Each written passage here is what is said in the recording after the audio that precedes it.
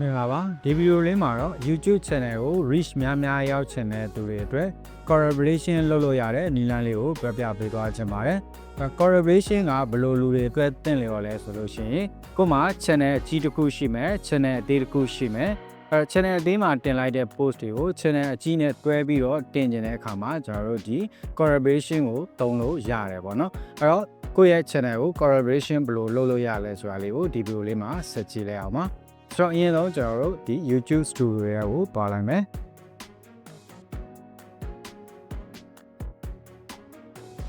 YouTube Studio ရဲ့ရောက်ပြီဆိုရင်တော့ဒီအောက်က content ဆိုတဲ့တက်လေးကိုဆက်သွားလိုက်ပါ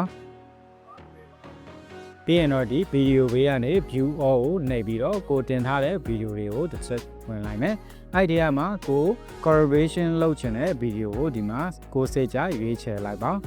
ဒီမှာတော့နမူနာအနေနဲ့ကျွန်တော်ကဒီ post လေးကိုဒါကျွန်တော်တို့ collaboration လုပ်မယ်ပေါ့နော်ဆိုတော့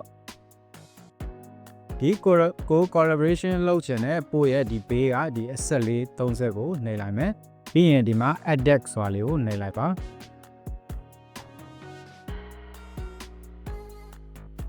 ပြီးတော့တော့ဒီအောက်ထဲကိုဆွဲဆင်းပြီးတော့ဒီမှာ invite a collaborator ဆိုတာရှိတယ်သူ့ကိုတစ်ချက်နှိပ်လိုက်မယ်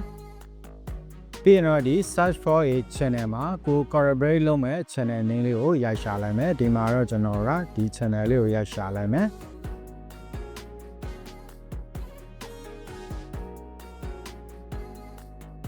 aman-blog ဆိုပြီးတော့ရိုက်ရှာလိုက်မယ် okay အဲ့တော့ collaboration လုပ်မဲ့ channel ကိုတွေ့ဆိုရင်သူ့ပေါ်မှာတစ်ချက်နှိပ်လိုက်ရင်ဒီလိုမျိုးလေးပေါ်လာလိုက်မယ်အဲ့မှာကျွန်တော်တို့က allow analyze that jury မှာဒီလိုလေး on ပေးလိုက်မယ်ပြီးတော့ဒီအောက်မှာရှိရ create link ကိုနှိပ်လိုက်မယ်အဲဆိုရင်တော့သူကဒီ collaboration link လေးကိုသူက create လုပ်ပေးသွားပြီပေါ့နော်ပြီးတော့ရင်တော့ကျွန်တော်တို့ဒီ link လေးကိုကျွန်တော်တို့ဒီ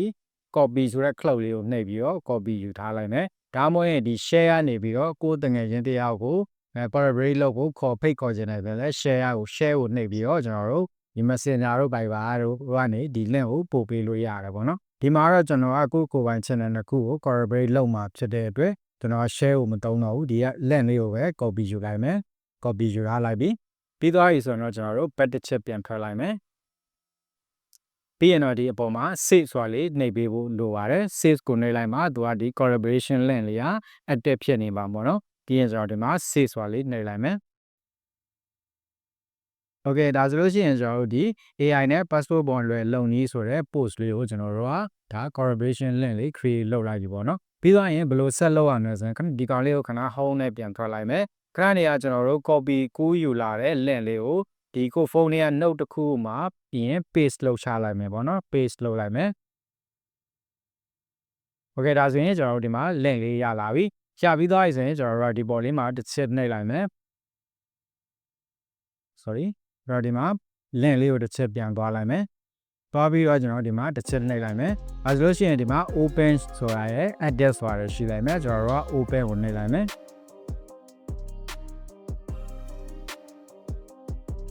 အဲဆိုတော့ကိုဖုန်းထဲမှာဝင်ထားတဲ့ဒီ Gmail account နဲ့ပတ်သက်တဲ့ link channel တွေပေါ်လာလိုက်မယ်အဲ့ဒီမှာကို collaborate လုပ်ချင်တဲ့ channel ကိုရွေးလိုက်မယ်ဒီမှာကျွန်တော် aman-blog ဆိုတဲ့ channel လေးနဲ့ collaborate လုပ်ချင်တဲ့အတွက်သူ့ကိုရွေးပြီးတော့ရွေးပေးလိုက်မယ်ပေါ့နော်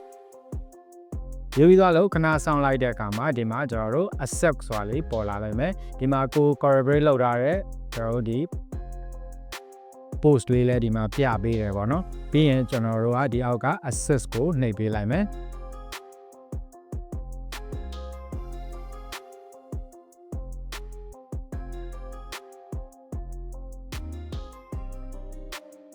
okay ဒီလိုမျိုးပြသွားပြီဆိုတော့ဒါကျွန်တော်တို့ဒီ collaboration လုပ်တာအောင်မြင်သွားပြီပေါ့နော်။အဲဒါနဲ့အဲ့ channel ထဲမှာကျွန်တော်ဒီ collaboration ဆိုတဲ့ tag အောက်မှာကျွန်တော်တို့ဒီမှာကို collaborate လုပ်တဲ့ video လေးကတွေ့နေရပြီပေါ့နော်။ဆိုတော့ကျွန်တော်ဒီ aman-blog channel တွေကိုတစ်ချက်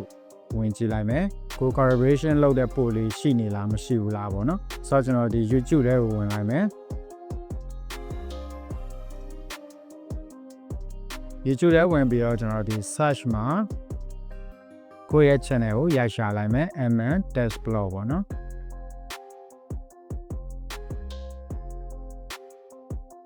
okay ဒီမှာကျွန်တော်ရှာထားပြီးသားလေးရှိတယ် aman-blog လို့နှိပ်ဝင်လိုက်မယ်ပြီးရင်ကျွန်တော် view channel ရဲ့တစ်ချက်ဝင်လိုက်မယ်